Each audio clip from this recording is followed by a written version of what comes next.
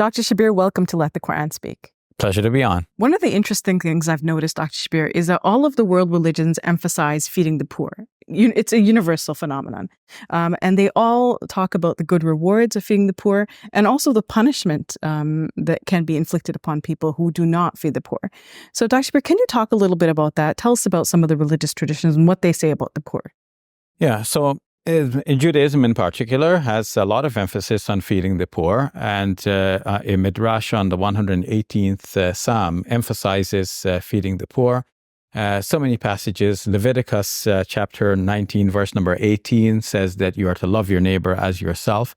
And loving your neighbor would mean, obviously, that, if you have something to eat, then you want to make sure that your neighbor has something to eat as well. People are specifically instructed in the Torah that when they harvest their crops, they're not to take every last bit of it, but to leave some of the edges for the stranger, for the foreigner, for the poor people. And, whatever falls to the ground, just leave it. You don't have to pick up every last bit, but leave it for the people to come and glean. So there's a lot of emphasis in Judaism on feeding the poor. And there is, I mentioned the Talmudic writing on the Midrash on that psalm. It even says that when one feeds the poor, it's as if they're feeding God. And of course, God doesn't eat, because in Judaism, Christianity, and Islam, there is this high concept of God, who is the unseen creator of the heavens and the earth, and who is not fed, but he feeds others.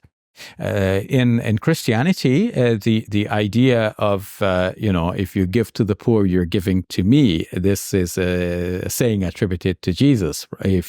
When you're feeding the poor, you're actually feeding Jesus. And the idea of loving your neighbor as yourself is repeated in the New Testament from the lips of Jesus. And there's so much in the New Testament from Jesus speaking about the poor. In Luke's Gospel in chapter 3, it says that, if you have 2 shirts, give one to your neighbor. If you have food, share it with your neighbor. In Luke's Acts of the Apostles, we find that the community of early Christians were sharing their food together. So they had a kind of a communal collection of their wealth. And then from that wealth, things are distributed so that everybody, in a kind of a socialist atmosphere, everybody is taken care of in the community. Some deacons were specifically appointed for the administration of the supplies to make sure that everybody gets a fair share. So there's a lot of emphasis in both Judaism and Christianity on feeding the poor. Mm-hmm. And of course, Islam also has a lot. Yes, and right? Of course, if we could have mentioned other religions as well. But coming now to Islam in particular, Islam continues some of these same themes. That there is a hadith Qudsi that says that when you feed God, or when you feed human beings, you are feeding God, or in a different way. The hadith says that, don't you know that if you had fed that hungry person, you would have found that with me? So, and don't you know that if you had visited that sick person, you would have found me there? Something to this effect. Yes, and there are some verses, Dr. Shabir, that kind of attribute not caring about feeding the poor with disbelief in some way, or like denying the truth or something like this. Yes, of course, giving thanks to God would mean sharing our wealth with the poor and needy. And of course, not giving thanks to God is equated with, the word for that is kufr, which is ingratitude. And but yeah, the Quran comes down very strongly. I hesitated to say the way you said it, but I know you know what like you're I'm thinking of. Like Surah Ma'un, for example. Yes, وَيَمْنَعُونَ yes, الْمَاعُونَ. mm-hmm. Okay, so that means they're denying the religion according to that verse. You're right. They're denying the religion. Why? Because they deny the little acts of kindness.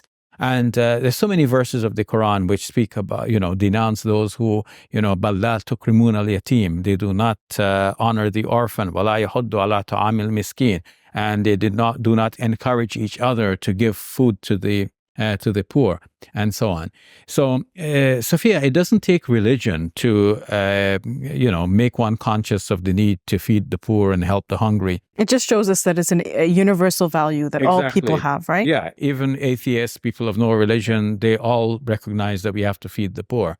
And it is with this universal recognition that we step back and we look with horror at the situation unfolding in Gaza, with people being without food. They're dying of malnutrition and of hunger.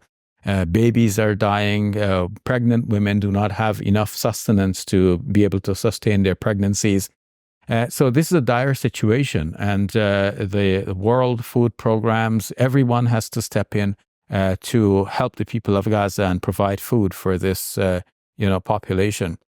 And the food drops that are going on sometimes only to save face, especially on the part of those who are supporting the war machinery of Israel. And at the same time saying, okay, we're feeding the people. Like, what's the logic behind that? You're feeding them so that you can then bomb them. It doesn't make any sense. So the feeding needs to continue. The bombing, the firing has to stop. The siege on Gaza needs to end. And everyone who is concerned for the people of Gaza and for feeding the hungry and looking after the poor and needy in general need to step in and apply sanctions, cutting off diplomatic relations, even enforcing by whatever means that are legal, a complete cessation to the hostilities and the establishment of peace and fairness and justice for everyone in the region. We'll leave it at that. Thank you, Dr. Shabir. You're welcome. Check it out, everyone, our brand new studio space. It's a work in progress, and it's all thanks to your support and love.